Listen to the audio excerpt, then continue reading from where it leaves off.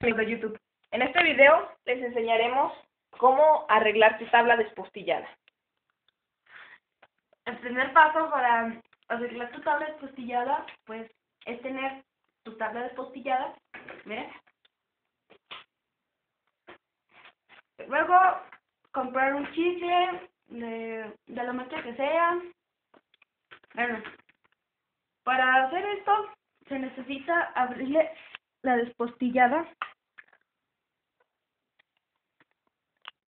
y luego sacar un pedazo de chicle para ponérselo.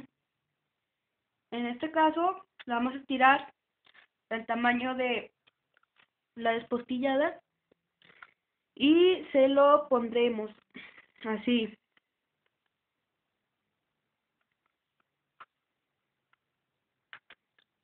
Úntenselo bien para que agarre más fuerza al pegarse. Expándalo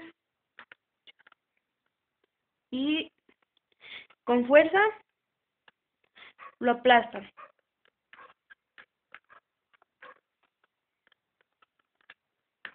Listo.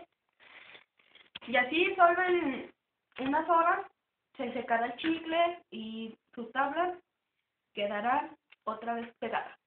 Gracias. Comenten.